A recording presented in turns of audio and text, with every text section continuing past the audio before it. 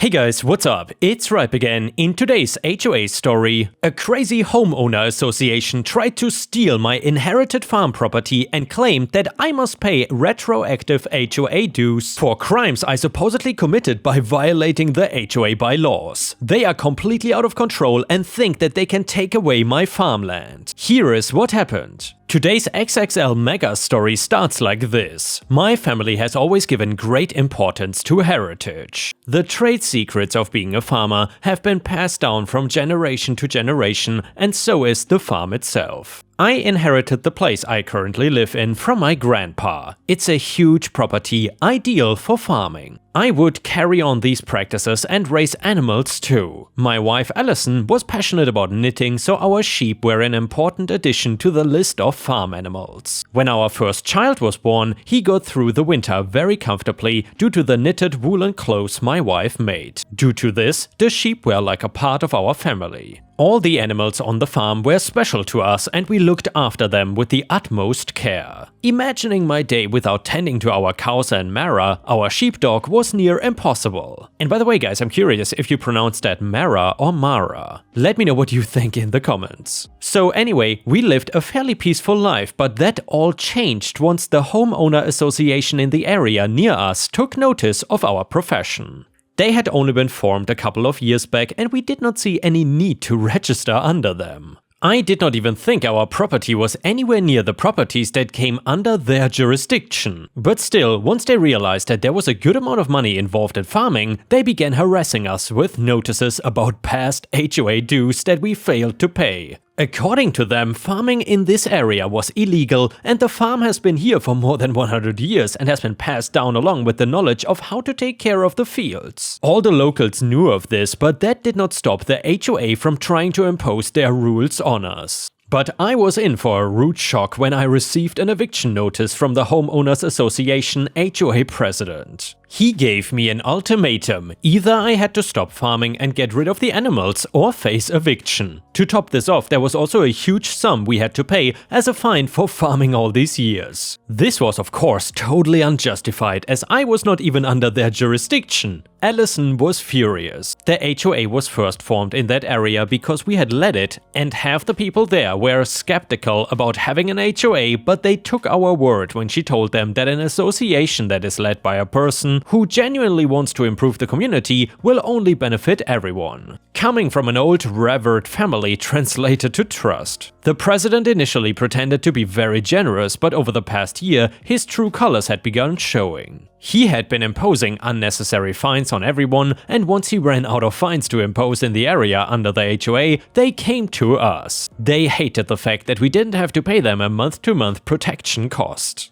After we refused to pay their ridiculously excessive fine or gave to their nonsensical demands, they were determined to do anything to coerce us under their jurisdiction, even though they had no say over our property. It did not take them very long to realize that the best way to goal us would be to interfere with our crops and animals. Since the individuals of the HOA cannot register complaints themselves, they compelled one of the new neighbors to register one about the sound from the farm animals. They stated that the sheep had been too loud while we were rearing them and that this comes under animal abuse. We tried to reason with them in an attempt to resolve this in a peaceful manner, but all talk proved fruitless. The president refused to even look at us, let alone listen. It was beyond obvious that he was only doing this for the money and not because he cared about the issue of the neighborhood. The president of the HOA only communicated to us through mail even though we lived 20 minutes away. He wanted us to transfer the fine to his account and not the HOA account. I still cannot believe that he thought we would actually cave in and pay him anything. If mail was the only way he would listen, then a mail was what we decided to send. I drove to the post office just to drop off a letter for him that only said no. I felt quite smug with our response, but our refusal just resulted in him taking drastic measures. The next morning, I asked my daughter to go out and pick up the newspaper. The second I heard her scream, I ran out to go find out what went wrong. I found a giant mutilated rat that was easily the size of a weasel tossed on the porch. The blood had splattered all across the newspaper that lay right beside it. Her scream resulted in Allison rushing out right behind us. She was shell-shocked and simply stood there. I could not blame her, it was a gruesome sight to wake up to, and the rotten stench certainly did not make it better. I gently placed my hand on Allison's shoulder to snap her back to the present. I gestured to her to take our daughter inside so I could inspect what had just happened. The carcass seemed willfully mutilated. No natural cause or accident would have gutted out the organs so precisely. When I wondered who would have done such a sick act, I found a note by the small set of stairs leading to the porch. The note simply read, "Pay your dues." I could feel my blood boil, but I was not about to let anger control me. The president was a fool if he thought a prank from a teen cult film would faze me. I simply cleaned up the mess with a straight face and went about my day. I had not realized just that he was extremely persistent, if nothing else. A couple of days later, Allison came to me in tears when I was watching the morning news on the television. She told me something had happened to Mara and she was not moving anymore. I got up immediately and rushed to where our sheepdog was. She was laying on the ground with foam coming out of her mouth. I was terrified. Mara meant the world to me and I couldn't possibly imagine losing her like this. I breathed a sigh of relief when I noticed that she was still breathing. I carried her in my arms as gently as possible and we rushed to the car. My heart sank when I saw the tires slashed. Mara felt very weak in my arms and I absolutely had to get her to a veterinarian as soon as possible. I was so close to breaking down, but first I had to get her help. We called one of our neighbors whom we are very close to. Even the sheep that were grazing seemed extremely distressed. All of them were so used to having the guidance of Mara. Our neighbors were at our place with their car in under 10 minutes and we drove to the vet as fast as we could. Every red light caused my nervousness to skyrocket. When we finally got her to the doctor, we were informed that Mara had ingested something toxic. That did not add up though. Mara was extremely smart and she knew better than to eat anything that was not from her food bowl. Fortunately, the doctor said she could be saved. She had to be admitted in the hospital for a couple of days, but just knowing that she would make a full recovery was very reassuring. We ensured Mara was fully comfortable and had everything she needed before we went back home.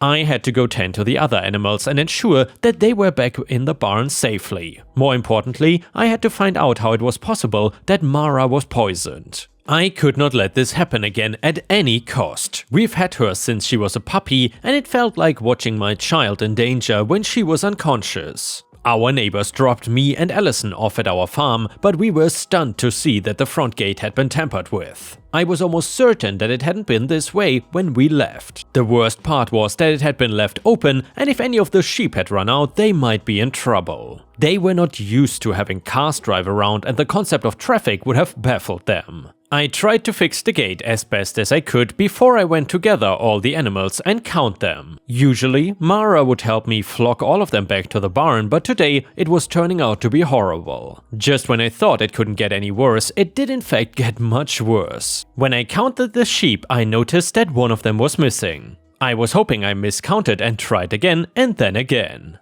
I thought maybe the day I had hindered my ability to count, so I guided them back to the barn and led each of them into their own section. Once all the sheep went in, I noticed that the spot that Bess, our biggest and oldest sheep, occupies was empty. Bess was everything to Allison. She was the first sheep we got right before Allison began knitting. Bess has watched our child grow. I did not want to break the news to Allison until I was completely sure.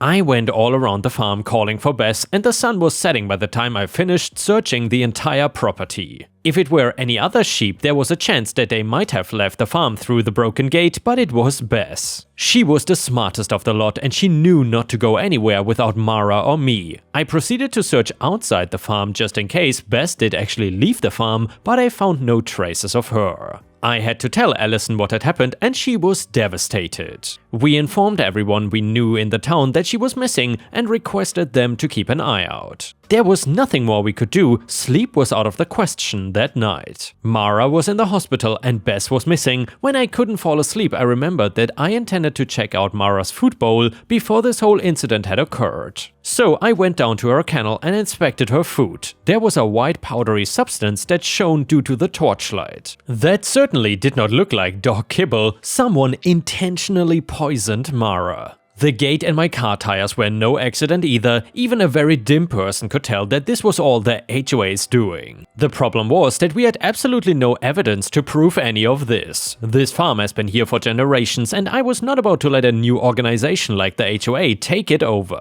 After all this, I was hell-bent on bringing down the HOA completely. I thought to myself that I should install security cameras so this cannot occur again. However, even if I were to install cameras, it wouldn't have reversed everything that had already happened. In a last desperate attempt to fix our misfortune, I called one of my friends who was also a lawyer, in hopes that he would provide me with a solution. He told me that since we have absolutely no evidence, this would not be considered an offense, and even if we managed to prove it, the president would be able to get away with a fine or, in the best case, a few months of jail. I thought to myself that even if all we managed to do is get him removed from the post of the HOA president, it would be a win in my book. But his next statement left me thinking really hard. He claimed that the only real way to bring him down was to find other dirt on him that would definitely convict him of a major offense. I made a note to myself to collect as much information on him as I could, and my friend offered to dig up his past to find out any information that could work in our favor. The very next day I made it my mission to talk to absolutely everyone who did not like him. It came as no surprise that the list was really long. I still had to get the car tires repaired, check on my dog and search for my sheep. Once I was done making all the phone calls, I stepped out of the house. The second I took a step out, I realized I almost stepped on a plastic box that seemed to contain food. Our neighbors were really nice, so it made sense that they sent us food for comfort. There was a fairly big note attached to the box. I picked it up and regretted it immediately. It was an eviction notice from the HOA. They had no right to evict us, considering we don't come under their association, but they just did not seem like they were about to give in. I threw open the lid of the food container and I was appalled. A lamb roast that had gone cold laid inside, and with one look I knew we were not gonna get Bess back. Allison completely shut down and was in shambles when I told her. Now, they had really done it. Just proving that they did all these things so the president gets a fine was not enough anymore. My only option now was to find enough dirt on him to have him sent away for good for a long time. I was still comforting Allison when the call from our lawyer came. He had hired private detectives on our behalf to really find out what the president is like. Turns out he needed the money from us to keep his illegal drug business running. If he had managed to seize our property, it would have worked out great for cooking his drugs. The poultry and crop business would have made it the perfect cover for the distribution of these drugs to places beyond the perimeter of our town. In the past few weeks, the president had gotten extremely careless with his growing drug addiction, so finding evidence to back our claim was extremely easy. To make matters worse, the HOA had been involved in tax evasion and fraud. They had been going around to properties that don't come under the HOA just to try and evict the old owner. We spared no time in filing a case against him. Drug dealing complaints are usually taken very seriously, so his entire residence was searched. He had not done a good job at hiding anything. He was obviously forced to step down as the president of the HOA, and the association itself shut down in a month. Mara recovered quickly. She might have been slightly older, but she was really strong, and we never got a proper answer about Bess, but I'm hoping she is in a better place now. The 1 week that the HOA decided to come after us might have been stressful for us, but it also resulted in their end of the HOA. And yeah, ripe stars, I would say this homeowner association learned at the hard way that you should not mess with any farmers. Seriously, what is it with these entitled HOAs and them trying to steal the property of farmers that have been there for decades or even hundreds of years? The entitlement is just astonishing. Either way, if you enjoyed the story, please don't forget to like the video and maybe even post some star emojis in the comments if you want to support me. Thank you so much. The next one is titled Waking My Neighbors Up at Night. I was walking my dog right before bed and it was around midnight. One of the houses I go past has one of their cars parked directly over the sidewalk to the point where you have to walk in the snow to get around it. Like, this is the worst parking I've ever seen, and I decided that since this person was inconveniencing everyone in the neighborhood who wants to use the sidewalk, I did not care that I would be inconveniencing him by ringing at this hour. The conversation went like this. Me: hey, I just wanted to let you know that your car is blocking the sidewalk. Him: oh, that's not my car, it's my buddy's. Me: oh, okay, is there some way you can move it? It's completely blocking the sidewalk. Him: what are you, with the city or something? Me? No, I'm just out walking my dog and saw you were blocking the sidewalk. Him? So you ring my doorbell at midnight just to tell me that I'm blocking the sidewalk? Me? Yeah, you can just move it or I can just call the police and they will give you a ticket. Him?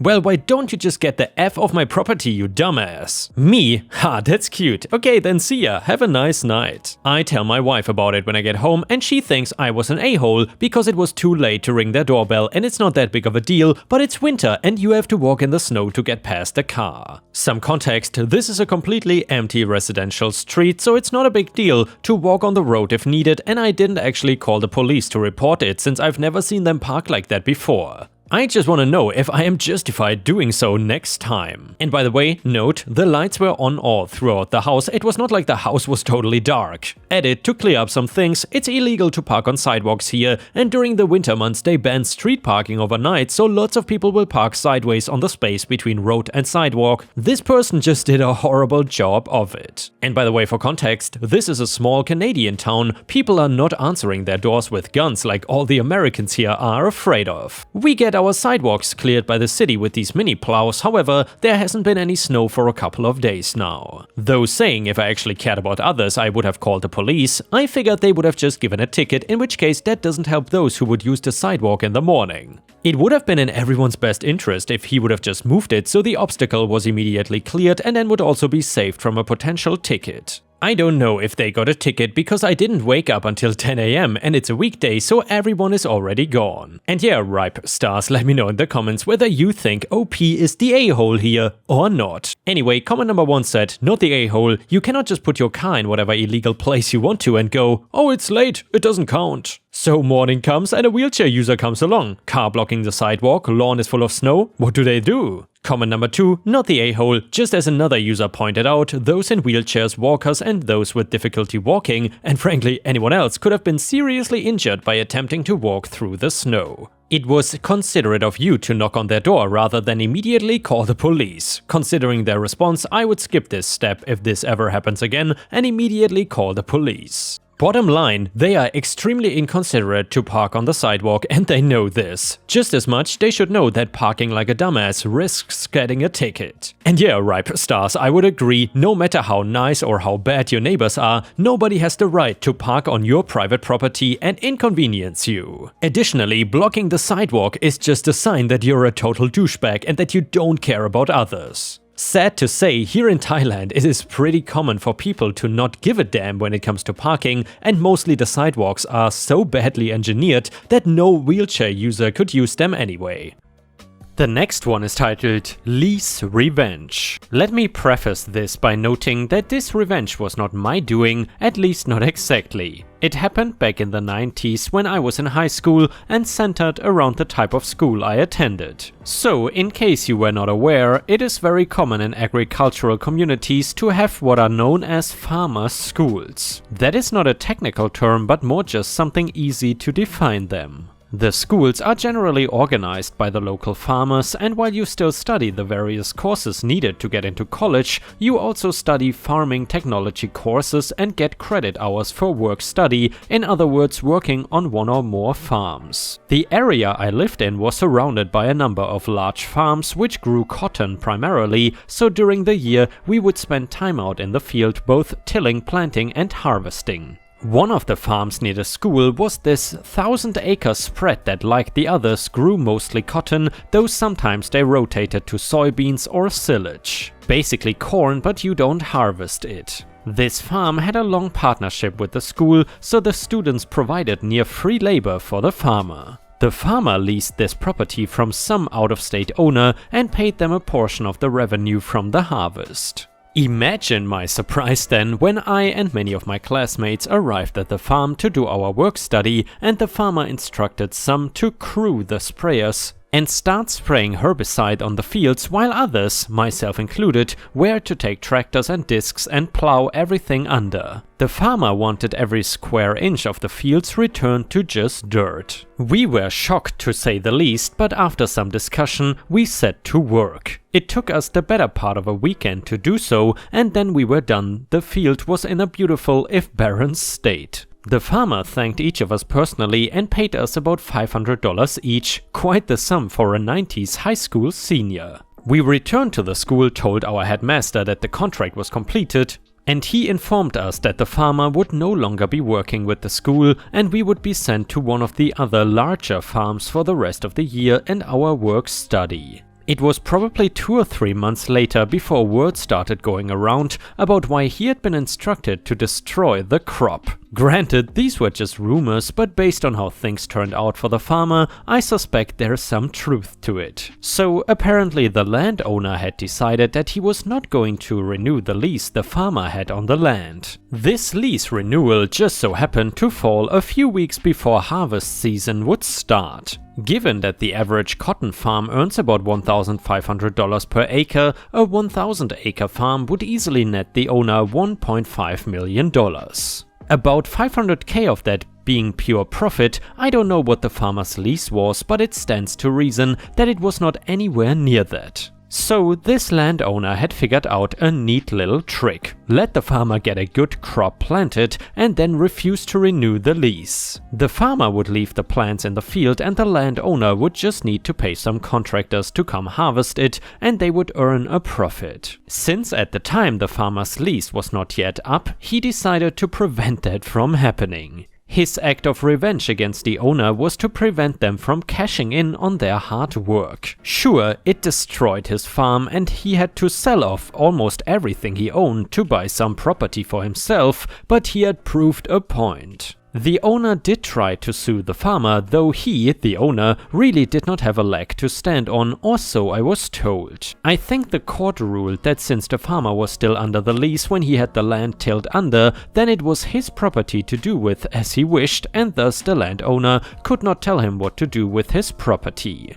I learned a rather valuable lesson from that man beyond what I learned about farming. That lesson was, never ever cross someone with nothing to lose. Edit: since it was brought up in the comments, let me add some details here. Cotton is one of the few crops which leaves a negative nutrient value in the soil. Meaning that after harvest, even if you till the dead plants under, or even if you till them prior to harvest, you won't have as much nutrients as you started with. That is why farmers will plant another crop, usually winter wheat, in place and then till it under rather than harvesting it. This is something commonly called a green manure, but it works to put nutrients that the cotton pulled out of the soil back into it. While the ground would not have been completely dead or sterile, any crop planted on that tract of land without further treatment of the soil would not have produced the same acre per acre yield that a comparable crop would have had he gone to harvest and planted the secondary crop.